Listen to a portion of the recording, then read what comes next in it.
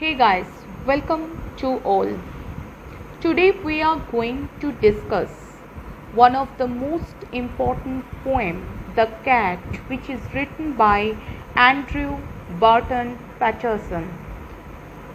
Before starting the poem, we have to know some detail about Andrew Barton Patterson. Patterson সম্পর্কে কিছু জানা প্রয়োজন। জন্ম 1864, মৃত্যু 1941. He was not only a poet as well as he was a journalist and author also.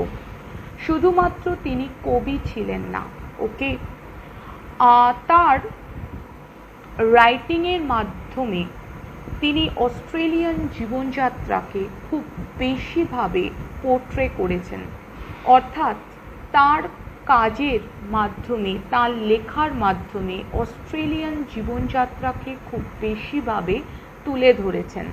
তার বেশ কিছু উল্লেখযোগ্য কাজের মধ্যে হল waltzing Matilda and the man from snowy river. এক্ষেত্রে একটি প্রসঙ্গ বলে রাখা ভালো যে pronunciation is very important. Pronunciation যদি রং হয়, স্পেলিং মিস্টেক হবার একটা পসিবিলিটি থেকে যায়। মেন টেক্সট শুরু করার আগে আমরা দেখে নিই যে বিড়াল যাকে নিয়ে এই পোয়েম অফ ক্যাট, টেক্সট যেটা আমরা এখন পড়তে চলেছি সেটা কি ডিসক্রাইব করছে? মাইনর ডিটেলস, মানে পুঙ্খানুপুঙ্খ বিবরণ। কার বিবরণ? The daily activities of cats, বিড়ালদের দৈনন্দিন যে কার্যতালিকা, অর্থাৎ বিড়ালদের দৈনন্দিন যে কাজ, দৈনন্দিন যে অ্যাক্টিভিটিস সেটা। The humorous narrative takes us to the world of cats and indicates to us that they may not be the gentle and timid creatures that we take them for. এটি একটি হাস্যরসাত্মক কবিতা যার মধ্যে দিয়ে পোয়েট আমাদের এক সম্পূর্ণ অন্য জগতের সঙ্গে পরিচয় করিয়েছেন। The world of cats. Basically we human being are too busy with our daily activities, with our life. তো অ্যানিমাল ওয়ার্ল্ড সম্পর্কে আমাদের নলেজ খুব কম বা নেই বললেই চলে। এই পোয়েমের মধ্যে দিয়ে আমরা দেখব যে ক্যাট, যাকে আমরা টিমিড জেন্টেল ক্রিয়েচার হিসেবে জানি। টিমিড মিন্স শান্ত, okay. Calm, CALM as a synonym of timid. তো বেসিক্যালি ক্যাটস সেরকম নয়, অর্থাৎ মানুষকে যেমন তার আউটার অ্যাপিয়ারেন্স দেখে সবসময় জাজ আছে, ক্যারেক্টারিস্টিক্স ফিচার্স আছে, সিমিলারলি যে অ্যানিমালস তাদের মধ্যেও সেটা আছে, এবং এই কবিতার মাধ্যমে আমরা সেটা দেখব। এখন চলো আমরা মেন টেক্সট শুরু করি, যার মধ্যে দিয়ে আমরা একটা স্বচ্ছ ধারণা পাব যে এই পোয়েমের মধ্যে দিয়ে কবি কি বলতে চেয়েছেন। বেসিক্যালি এই পোয়েমকে আমরা 4টে ইউনিটে ভাগ করেছি। ফার্স্ট ইউনিট সম্পর্কে আমরা এখন আলোচনা করব। Most people think that the cat is an unintelligent animal. Maximum লোক এটাই ভাবে যে বিড়াল হলো এমন একটা প্রাণী যার কোনো বুদ্ধি নেই। ইন্টেলিজেন্টের opposite unintelligent animal. Fond of easy and caring, little for anything, mice and milk. তো বেসিক্যালি বিড়াল হলো এমন একটা প্রাণী যে তার পারিপার্শ্বিকতা সম্পর্কে সম্পূর্ণ উদাসীন, অর্থাৎ তার কাছে কোনো কিছুই সেরকমভাবে ম্যাটার করে না, এক্সেপ্ট টু থিংস। ওকে, নাম্বার 1 মাইস, নাম্বার 2 মিল্ক। এক্ষেত্রে দেখো আমরা সবাই জানি যে ইঁদুর শিকার করতে বিড়ালের জুড়ি মেলা ভার, আর দ্বিতীয়ত বিড়ালের সবচেয়ে পছন্দের পানীয় হলো দুধ। তো এখানে কবি কি বলতে চেয়েছেন যে ম্যাক্সিমাম, এবং সে পুরো কেয়ারলেস অ্যাটিটিউড নিয়ে ঘুরে বেড়ায়, শুধুমাত্র দুটো জিনিসের প্রতি তার সবচেয়ে বেশি লাগাও, মানে cat is really fond of two things, number 1 fish and number 2 milk. Okay, এবার দেখো next, but a cat has really more character than most human beings and gets a great deal more satisfaction out of life. কিন্তু একটি বিড়ালেরও বেশ কিছু চরিত্র আছে যা maximum মানুষের মধ্যে থাকে।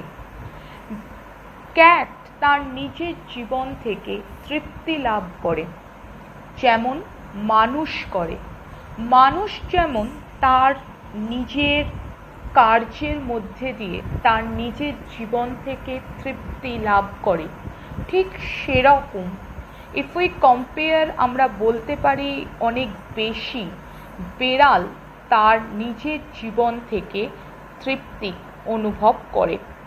কেমন? এখানে দেখো বারবার কবি ক্যাটকে পার্সোনিফাই করেছেন। Cat is not a human being, he has no emotions, no feeling, but still poet impose all the human feelings on cat. Poet বারবার এটা দেখানোর চেষ্টা করেছেন যে মানুষের চরিত্রের যেমন ডিফারেন্ট টাইপ অফ শেড থাকে, পার্সোনালিটি, তো বিড়ালের মধ্যেও এই চারিত্রিক বৈশিষ্ট্যতা, এই পার্সোনালিটি লক্ষ্য করা যায়। Next, he or she is an athlete, an Acrobat and a green fighter.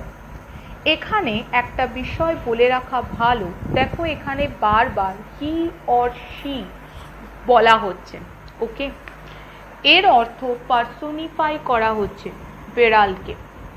তো he or she is an athlete. Athlete মানে তোমরা তো সবাই জানো যে খুব ভালো যারা দৌড়য়, দৌড়বিদ বলতে পারো।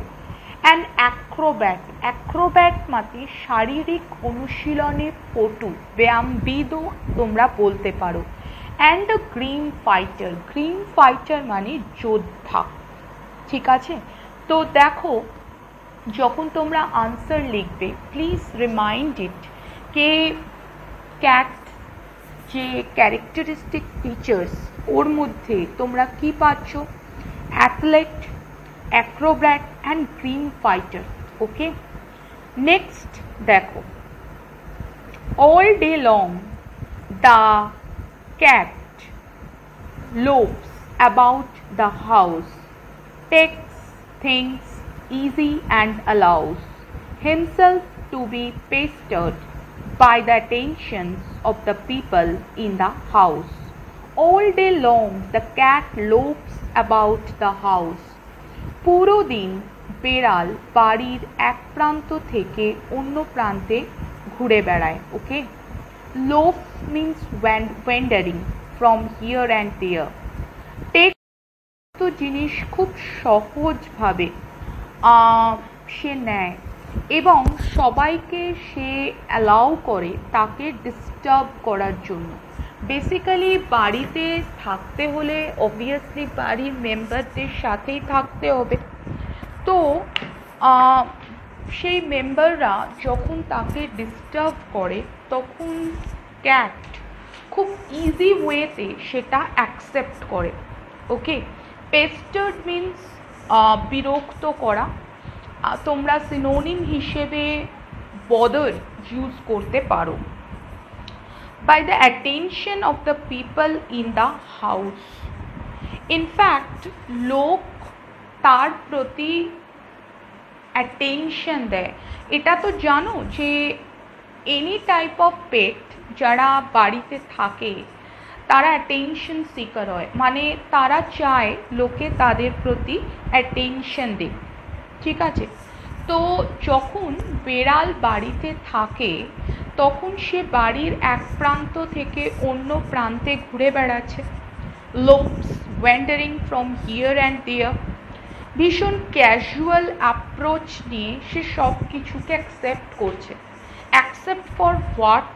বাড়ির যে মেম্বার্সরা তাকে ডিস্টার্ব করছে, তো সেই ডিস্টারবেন্সটা সে ইজি ওয়েতে অ্যাকসেপ্ট করছে, ঠিক আছে।